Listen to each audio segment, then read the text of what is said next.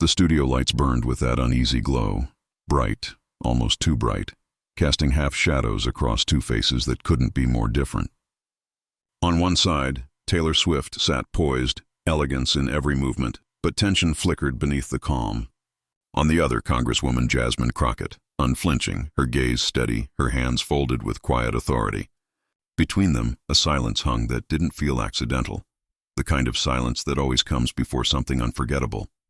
The anchor's voice trembled slightly as he looked from one to the other. "Taylor," he began cautiously, "you've built a platform around empowerment. But critics argue that your activism is selective, that you speak only when it's safe. What do you say to that?"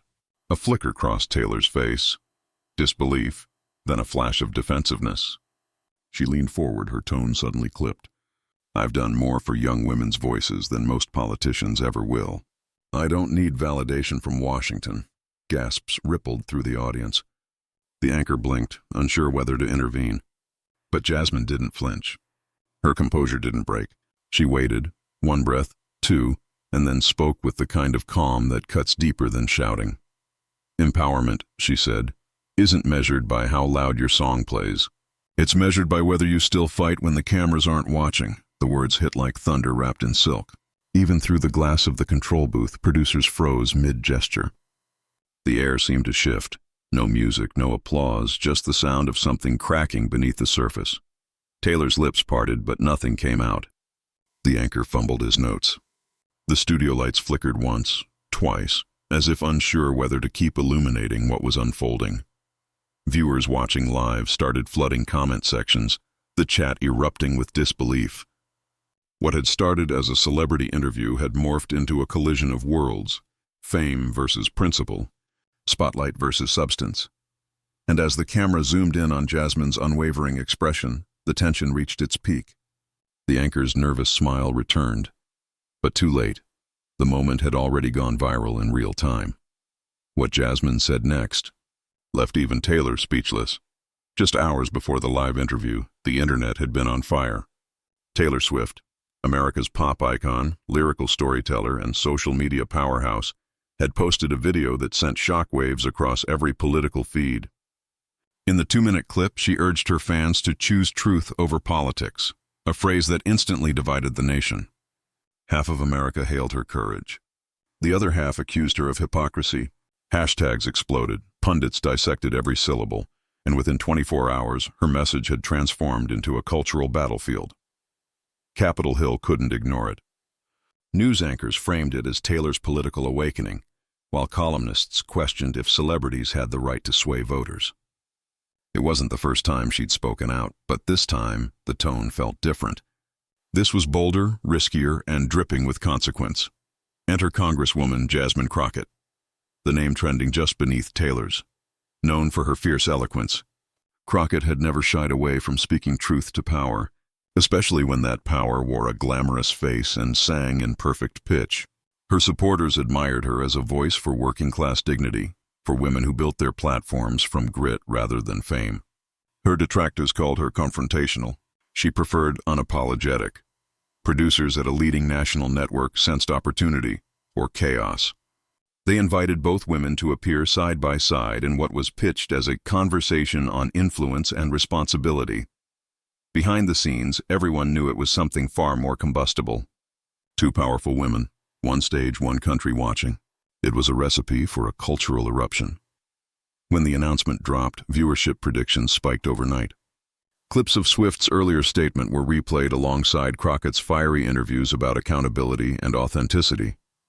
Commentators framed it as America's new identity debate, fame versus service, symbolism versus substance. Memes flooded the timeline. Fans and followers armed themselves with hashtags, ready to defend their chosen champion. But beneath the digital noise lay something deeper, a question simmering across the nation. Who really defines influence in the modern era? Is it the artist who commands millions with a song, or the public servant who fights unseen battles for justice and reform? By the time the studio lights turned on that night, both women carried the weight of those questions on their shoulders. Taylor represented the allure of celebrity conviction, a world where words trend faster than they can be analyzed. Jasmine embodied the grind of truth-telling in politics, where every statement risks career, credibility, and peace of mind.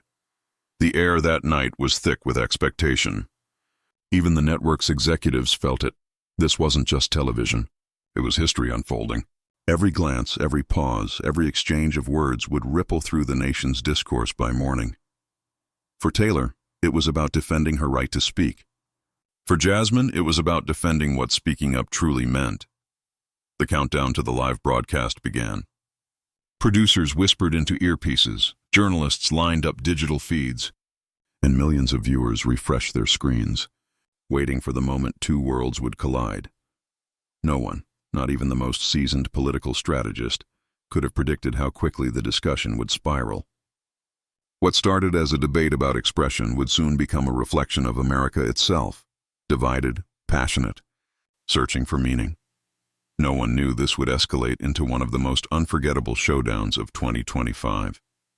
For over a decade, Taylor Swift had been more than a singer. She was an institution. Her music shaped eras. Her lyrics stitched themselves into the hearts of millions, and her every move became a headline before it was even made. With billions of streams, platinum records, and an army of fans that rivaled political movements in size and loyalty, she had built an empire not just of sound, but of influence. When she spoke, the internet trembled. When she tweeted, policy debates began. When she took a stance, it wasn't just entertainment. It was a cultural event. But influence is a double-edged sword. In the glow of her fame, Taylor began to see herself not just as an artist, but as a messenger, someone who could use her platform to speak truth in a world drowning in misinformation. Her evolution from country sweetheart to global activist was gradual but deliberate. Each award speech became more pointed, each lyric more political, and each silence more scrutinized. At first, the shift was celebrated. Young voters rallied behind her. Activists quoted her. Editorials praised her courage for stepping into the fray when so many other celebrities stayed safely silent. She was no longer just a musician. She was a moral compass for millions who saw in her a reflection of modern conviction. Yet, behind the applause, something else was brewing. As her statements grew bolder, so did the backlash. Critics accused her of playing politics from a pedestal, of preaching empathy from a mansion. They said she'd become disconnected from the everyday American struggle she claimed to champion. While she sang about justice, people in small towns and low-wage jobs wondered if she truly understood what justice cost. Her defenders argued she was brave, using her fame for good in a brutal, polarized climate. Her detractors said she was manipulative, a performer chasing applause dressed as purpose. The debate wasn't just about her anymore. It was about celebrity itself, the blurring of fame and morality, wealth and activism. Taylor, to her credit, rarely backed down. In interviews, she held her ground, her tone unwavering, her smile perfectly measured. But there was something in the way she spoke, an almost imperceptible edge, a confidence that sometimes crossed into condescension. She had mastered her image so completely that even sincerity began to feel rehearsed. When journalists questioned her authenticity, she responded with calm defiance. "I've earned my voice, and I'll use it, whether people like it or not." It was a powerful line. It was also the moment some realized she no longer spoke to people. She spoke at them. Online, the divide deepened. Swifties, her fiercely loyal fan base, flooded social media with defenses of their idol. "She's the only one brave enough to tell the truth," they declared. Meanwhile, critics countered with hashtags about privilege, fame, and the illusion of activism. Memes compared her political takes to pop lyrics, catchy but shallow. News outlets thrived on the drama, feeding the growing rift. And Taylor noticed. Privately, friends described her as exhausted, frustrated by the constant tug-of-war between perception and intent. She believed she was doing the right thing, that her visibility gave her a duty to speak up. Yet that conviction carried an undercurrent of superiority. Somewhere between sincerity and self-importance, a gap widened.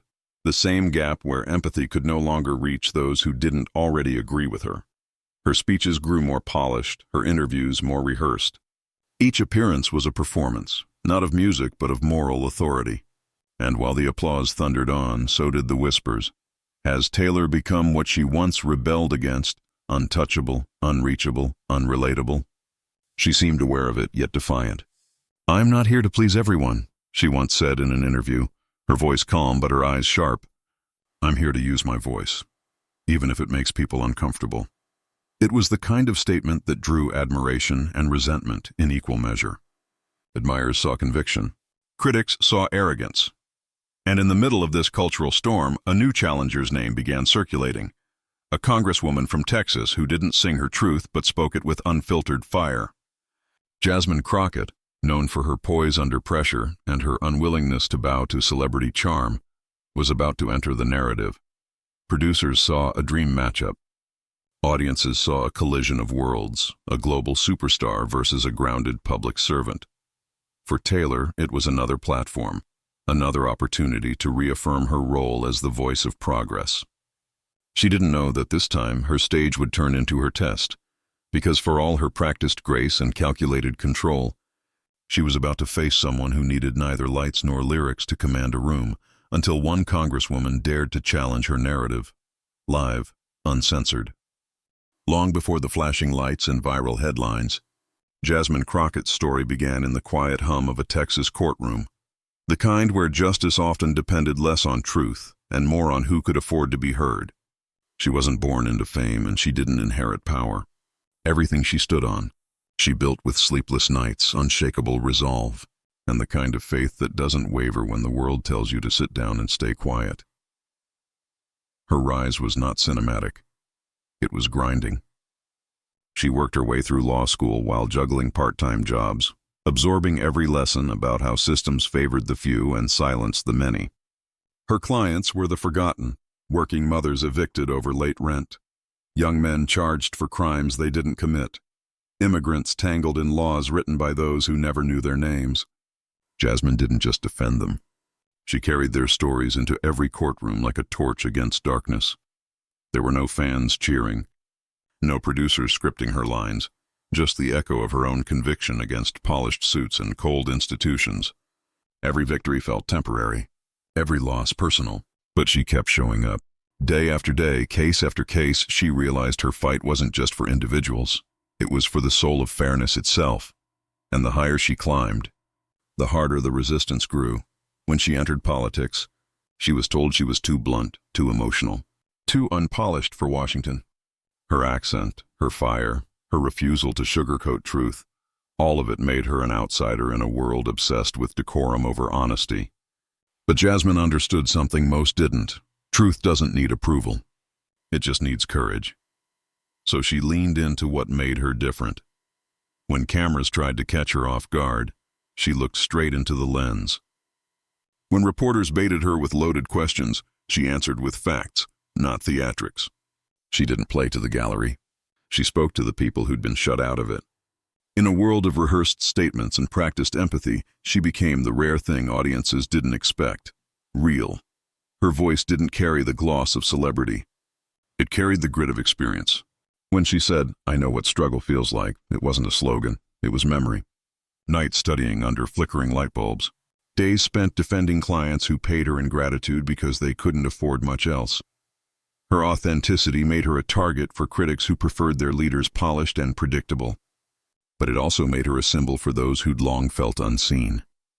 She represented not just a district, but a defiance, proof that dignity could exist without privilege, and strength could speak softly without losing power. Her colleagues learned quickly. Underestimating Jasmine Crockett was a mistake. She didn't yell to make a point. She dissected layer by layer until the truth stood naked before everyone. In hearings, when others postured for sound bites, she worked in precision. Her calm was not passive. It was preparation. Behind every pause, there was calculation, a patience born from years of having to earn space in rooms that never expected her to enter, and that composure became her armor. Because behind every confident appearance, there were nights she questioned everything, whether her voice could really make a difference in a system that seemed designed to mute it. She remembered every time she'd been dismissed, misquoted, or called angry for speaking assertively. She remembered the coded remarks, the subtle smirks, the way power protected its own. But she also remembered something else, the faces of those she fought for. The people who didn't have microphones or platforms or fame to fall back on. That memory steadied her. So when opportunity placed her on a stage beside one of the most famous women on the planet, she didn't see intimidation. She saw another arena, another conversation that mattered. Taylor Swift represented a kind of power the public adored. Glamorous, influential, unreachable. Jasmine represented the kind that worked quietly, through policies and perseverance. One had a stadium full of fans. The other had a lifetime of hard-earned credibility. In the moments leading up to their interview, producers buzzed around, fixing lighting and makeup, adjusting microphones. Taylor rehearsed her points. Jasmine reviewed data. While one prepared for a performance, the other prepared for truth. And yet Jasmine wasn't looking for a fight. She respected voices, even famous ones, that tried to do good. But she also recognized something deeper, a growing disconnect between influence and understanding. To her, this wasn't a celebrity face-off. It was a reflection of America's crossroads. Would the nation listen to the Polish of fame or the patience of experience? Her staff had warned her. It could go viral, good or bad, she smiled. If being honest goes viral, so be it. In that quiet confidence was the strength of every woman who'd ever been talked over, every worker who'd been ignored, every truth-teller who'd been told to calm down. Jasmine didn't need to raise her voice to command attention. She only needed to speak once, and the room would follow. Because what she carried wasn't just intellect. It was lived truth. And when lived truth meets performative conviction, there's only ever one outcome. That night, as the studio lights dimmed and the split screen glowed to life, Jasmine's calm presence stood in sharp contrast to Taylor's glittering poise. The air crackled with anticipation, one woman armed with fame, the other with focus. And when the questions turned sharp, when the cameras leaned in and the world watched for a reaction, Jasmine did what she'd always done. She stayed still, listened, measured, waited. That resilience, carved from years of being underestimated, was about to do what few ever could. That resilience would soon silence one of the world's most influential voices. The air inside the studio felt electrically charged, like a thunderstorm about to break. Cameras panned across the stage, catching every glint, every blink, every breath. Taylor Swift sat upright, her posture composed but her eyes sharp, the trained confidence of someone used to commanding arenas. Across from her, Jasmine Crockett leaned forward slightly, hands folded, a steady calm radiating beneath the heat of the lights. What began as polite dialogue about art and activism had shifted. The smiles had cooled, the tone had sharpened. Taylor tilted her head slightly, her voice carrying that smooth, melodic authority the world recognized. "I think," she said carefully, "that artists have a responsibility to lead culture forward, especially when politics seems stuck. People look to us because we speak the truth emotionally, not bureaucratically." It was elegant, quotable, a line meant for headlines. But there was something else beneath it, the faintest note of condescension. Jasmine didn't flinch. "Sure," she said evenly, "but emotion without accountability can be dangerous. Politics might be messy, but democracy isn't a stage. It's real lives. It's policies, not lyrics." The audience murmured, a soft collective intake of breath. The tension was tangible now, crawling through the air like static. Taylor smiled, tight, polite, rehearsed. "So you're saying artists should stay silent?" Jasmine's tone didn't rise. "No, I'm saying artists should understand the impact of what they say, especially when millions hang on every word." For a moment, the room held still. The cameras zoomed closer, catching the subtle shift in Taylor's expression, that flicker between poise and pride. Taylor leaned forward. "With all due respect, Congresswoman, I don't think you understand what it's like to have every opinion dissected by millions. To carry the pressure of being a voice for people who feel unheard." And that's when something changed. The way she said it, the faint edge of entitlement, the implication that her celebrity pain outweighed lived struggle, drew a faint gasp from the studio audience. Even the crew hesitated, lenses shifting, eyes darting between them. Jasmine took a slow breath. She didn't rush her reply. Her eyes stayed locked on Taylor, unblinking, calm, the kind of composure that turns silence into power. "You're right," she said softly. "I don't know what it's like to be adored by millions, but I do know what it's like to fight for people who don't even get noticed until they're gone." A murmur rippled through the audience. One of the camera operators instinctively zoomed in on Jasmine's face, the quiet strength behind her words. Taylor tried to respond, but the timing was gone. Her next line stumbled out over Jasmine's last word, their voices colliding mid-sentence.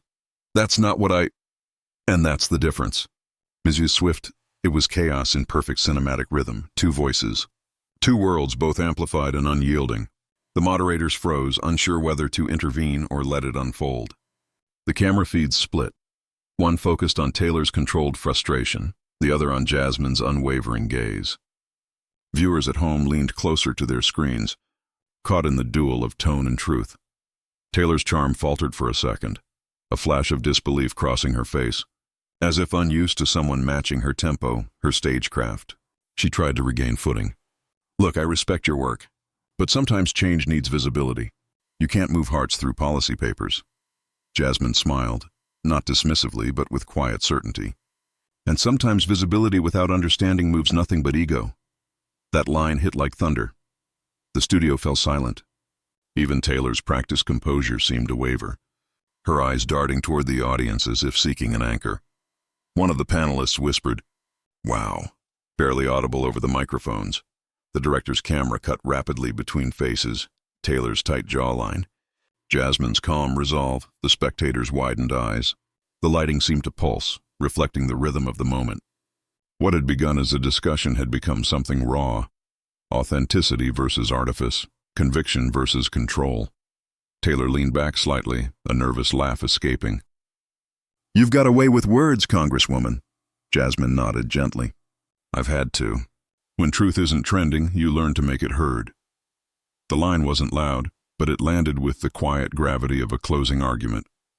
For a few seconds, even the live audience didn't clap. They just felt it. The shift, the imbalance, the realization that a pop icon had just been disarmed by the power of presence. Behind the cameras, producers whispered frantically, knowing this clip was gold. The tension, the silence, the unspoken reversal of power. It was cinematic perfection. And as Taylor sat there, eyes flickering, her expression uncertain, a mix of frustration and disbelief, Jasmine simply folded her hands again, returning to stillness. The contrast was undeniable, one struggling to hold her composure, the other perfectly at peace. And then, as the moderator tried to redirect the segment, Jasmine turned ever so slightly toward Taylor and said something that would echo across the internet within hours. Then came the line that turned this debate into a historic internet moment. The air inside the studio was heavy, so heavy it seemed every breath might shatter it. The moderator's voice trailed off mid-sentence, sensing that something irreversible was about to unfold. The cameras refocused, slowly tightening their frame around Jasmine Crockett. Taylor Swift still wore that polite, frozen smile, the kind that belongs to people who are used to winning conversations through charisma, not through consequence. Her fingers fidgeted lightly against her knee. The lights reflected in her eyes, turning them almost glassy, as if she was both performer and audience to what was coming next. Jasmine's voice broke the silence, not loud, not sharp, but deliberate, each word carrying weight like a hammer wrapped in velvet. "Taylor," she began, her tone even, "you said you speak for the voiceless. But here's the truth. Most of the people you claim to speak for don't even know you're speaking about them." The studio lights hummed. Taylor's smile flickered. The moderator tried to interject, but Jasmine raised her hand, graceful, controlled, commanding without aggression. "When you say you want to use your platform for justice," Jasmine continued, "that's admirable, but justice isn't choreography. It's not a hashtag or a moment at an awards show. It's the mother who can't afford rent, the immigrant worker afraid to miss a shift because her visa renewal is stuck in bureaucracy, the young black girl who's told she's too loud when she speaks the truth. You get applause for whispering." A stunned murmur swept the audience. The camera cut to Taylor's face, her jaw tightening, eyes darting toward the moderator as if to say, "Is this really happening?" Jasmine leaned forward, voice still calm, but the air vibrated with her conviction. "You sing about bravery, but bravery isn't standing in a stadium full of fans who already love you. It's standing alone when the crowd wants you silent." The anchor froze, caught between awe and panic. Producers whispered urgently in the control room. The audience, part studio guests, part witnesses, sat motionless, their faces reflecting the weight of what they were watching. And then Jasmine delivered the blow that shifted the ground beneath the stage. You talk about fighting for freedom. But freedom doesn't need a chorus, it needs consistency. Because the same system that praises your feminism, she said, pausing just enough to let the silence deepen, punishes women like me for using our voices the same way. Taylor blinked. Once, twice. Her lips parted slightly, but no words came. The camera captured everything in cinematic slow motion, the flicker of disbelief in Taylor's eyes, the tightening of her throat, the faint tremor of her fingers. Somewhere in the audience, a microphone caught the sound of someone whispering, "Damn," and then came the silence. The kind of silence that swallows applause. Even the studio lights seemed to dim, giving the moment gravity. Jasmine's gaze never faltered. She didn't smirk, didn't gloat. She simply sat back, composed, her eyes steady on Taylor's, like a teacher waiting for a student to realize the lesson had landed. Seconds later, social media detonated. On-screen graphics flickered in rapid motion, imaginary overlays of tweets, Instagram posts, and TikTok captions flashing in rhythm. Jasmine just ended her.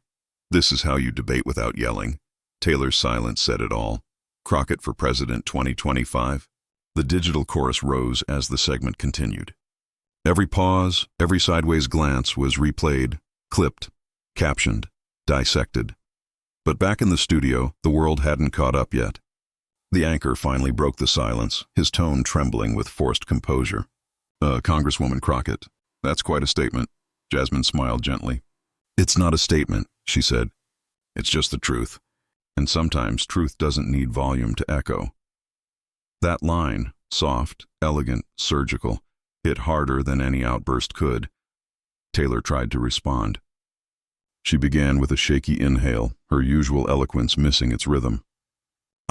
I think we're talking about the same things," she stammered slightly, "just from different—" But Jasmine cut in, not rudely but with impeccable timing. "Then maybe it's time we stop talking at each other and start listening to the people who live it." Her tone was final, her delivery absolute. The moderator blinked, clearly aware that anything after this would sound hollow. The director switched camera angles, but every frame told the same story. Jasmine calm, composed, resolute. Taylor silent, uncertain, searching. It wasn't hostility. It was revelation. The audience began to applaud, not wild cheers but slow rhythmic claps that built into something powerful, something symbolic. Taylor's face softened as she looked toward Jasmine, the realization dawning that she wasn't the center of this moment anymore. She was witnessing something larger, something that didn't belong to celebrity, but to truth. In the control room, one producer whispered, "This clip's going viral in 10 minutes. Another replied, "Try to." As the applause faded, Jasmine leaned slightly forward, her final words carrying the quiet confidence of someone who knew history would replay this forever. "You have reach," she said softly to Taylor. "Use it for something real, because one day when the lights go out and the crowd moves on, all that's left is what you stood for when no one was clapping." Taylor looked down, no anger, no argument. Just a long, reflective silence. The host tried to pivot. "Well, that's quite the exchange," but even he couldn't summon the forced cheer he was trained to perform, because everyone knew what had just happened. A congresswoman had walked onto a stage built for spectacle and turned it into a masterclass in substance. The camera lingered one last time on Jasmine's face, serene, unbothered, illuminated by purpose. Then it cut to Taylor, whose expression had softened into something between humility and awe. Social media was already on fire. Clips captioned, the mic drop moment began trending within minutes. Comment sections filled with lines like, "This is what accountability looks like." She didn't raise her voice, but she raised the standard. Taylor looked like she just met reality for the first time. Within an hour, millions had seen it. Within a day, it had become legend. And in that studio, long after the cameras stopped rolling, the silence lingered, not as emptiness but as aftermath. Because sometimes, the loudest sound in a debate isn't the argument. It's the truth that needs no defense. And as Jasmine Crockett stood to leave, a few audience members instinctively rose too, not for spectacle, but out of respect. Taylor watched her go, her expression unreadable. Somewhere deep in that silence was understanding, maybe even gratitude, though unspoken. The host cleared his throat, shuffling his papers. "And we'll be right back after this break." But everyone knew the show was over. The story had already written itself. It wasn't just a win. It was a reckoning. The next morning, the internet didn't wake up. It detonated. Clips of the confrontation flooded every feed within hours. The video, barely 10 minutes long, was now sliced, captioned, and remixed into 1,000 variations of the same moment. The instant Taylor Swift froze, and Jasmine Crockett's words landed like a thunderclap across America. Crockett claps back hit 1 million mentions before noon. By the afternoon, sheer Swift Frozen was trending in 15 countries. Even the algorithm seemed to surrender, pushing the debate onto every screen, phones, news tickers, late-night monologues. On TikTok, users lip-synced Jasmine's lines like battle cries. On Twitter, journalists debated tone and timing. Was it fair? Was it brave? Was it necessary? And on Instagram, fan edits turned Jasmine's calm stare into a meme-worthy moment of poetic justice. A split-screen image with the caption, "When facts hit harder than fame." Cable news channels couldn't resist. Every hour brought a new analysis segment, pundits dissecting facial expressions as though decoding a diplomatic summit. One conservative anchor sneered, another performance from a politician chasing clout. But another, on a rival network, countered, "If truth feels like performance, maybe we're just not used to hearing it this raw." The clip even reached The View, where the hosts argued mid-segment about whether Jasmine went too far. One leaned in, declaring, "That wasn't an attack, that was accountability." And it's about time someone said it. Talk shows rolled out their montages. Taylor, blinking in disbelief. Jasmine, serene, unshaken. The host, caught between chaos and history. It became the viral loop of the week, the moment when politics and pop collided, and truth refused to take a back seat. But beyond the noise, something deeper began to stir. Messages poured into Jasmine's congressional inbox from teachers, nurses, first-generation immigrants, factory workers, and single parents. Their words carried a simple theme. "Thank you for saying what we couldn't," a young Latina student tweeted. She didn't just defend herself. She defended all of us who get talked over. Another post, viewed millions of times, read, "For once, a woman of color didn't have to shout to be heard. She just had to stand her ground." The emotional current was impossible to ignore. For millions, Jasmine wasn't just speaking, she was representing their voice. Influencers jumped on the trend. A viral YouTuber posted a dramatic reenactment titled, "The Moment Swift Learned Respect." Instagram reels were filled with remixes. One overlaid Jasmine's quote about bravery with orchestral music and a slow zoom. It ended with the text, "Composure is louder than fame." Politicians couldn't resist weighing in either. A senator tweeted, "We need more leaders like Crockett, grace under fire, truth without venom." Predictably, backlash followed from another corner of the political spectrum. This is what happens when showbiz meets Congress. Chaos disguised as courage. But whether in admiration or anger, everyone was talking. The clip had escaped entertainment. It had entered culture. Even Taylor Swift's fan base fractured in real time. Swifties debated fiercely in comment threads, some defending her, others admitting Jasmine had won the room. One post read, "Taylor's great, but this time she met her match." Jasmine spoke for real people, not headlines. By nightfall, the confrontation dominated the news cycle. Late-night comedians spun jokes around it. One quipped, "When Taylor Swift said she could shake it off, she didn't mean that kind of shake." The audience laughed.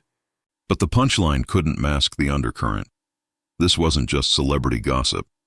It was reflection disguised as entertainment. Even academic circles jumped in. Media professors debated it in live streams.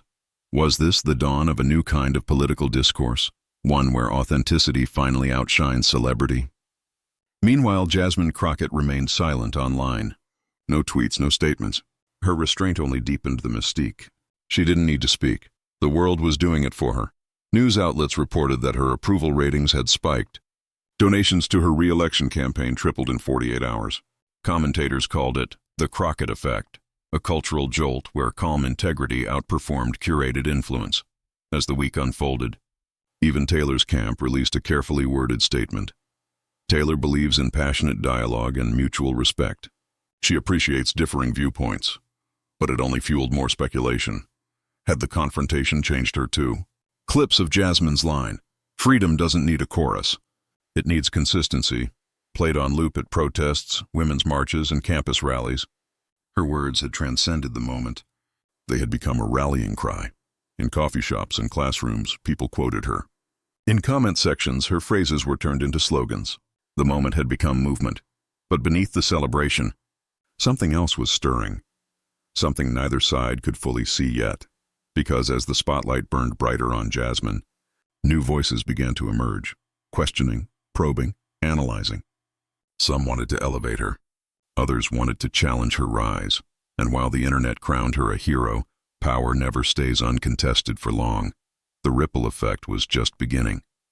In the days that followed, as the noise slowly settled, the world began to see the confrontation for what it truly was. Not just a viral clash between fame and politics, but a mirror held up to America itself. Two women, both powerful in their own ways, had stepped into a shared arena. One carried the weight of celebrity, influence shaped by applause, lyrics, and light. The other carried the burden of representation, truth shaped by struggle, grit, and an unshakable sense of purpose. And when their worlds collided, it exposed a quiet truth about power. Not all strength needs to shout.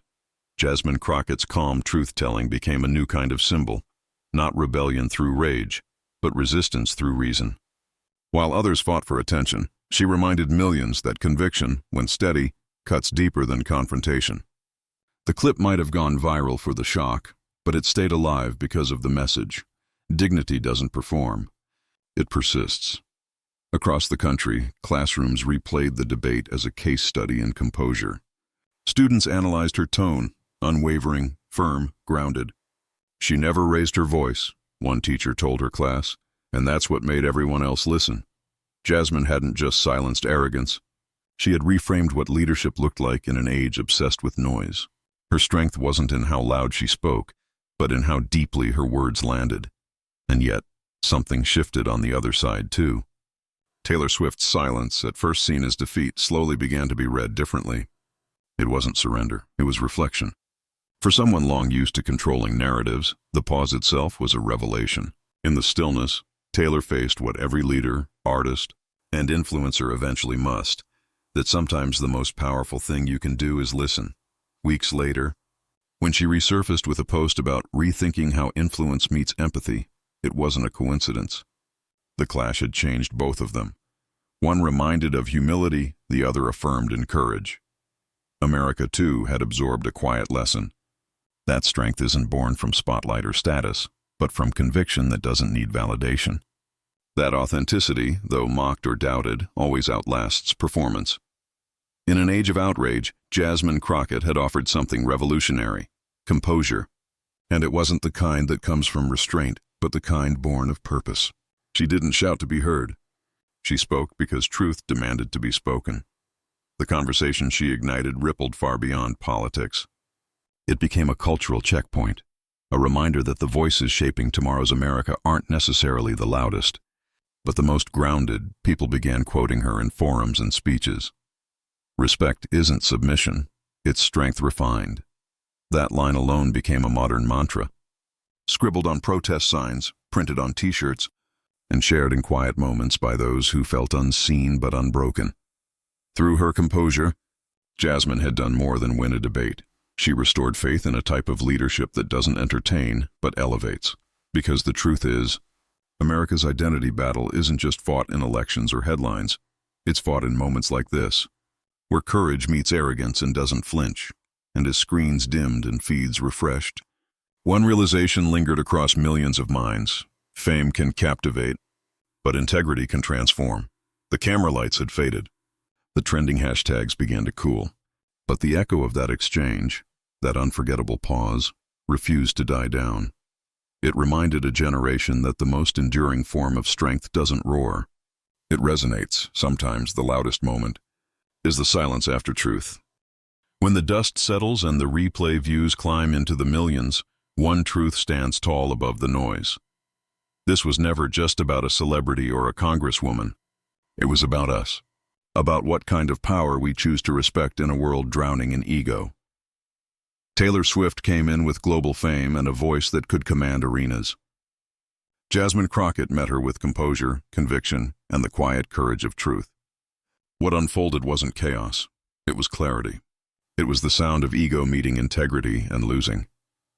If this moment gave you chills, it's because it wasn't just a clash. It was a mirror of our times.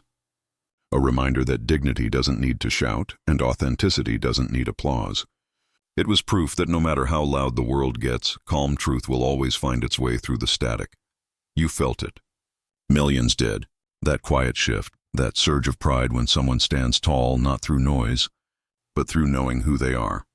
Now it's your turn to keep that voice alive. Comment your thoughts below. What did this moment mean to you?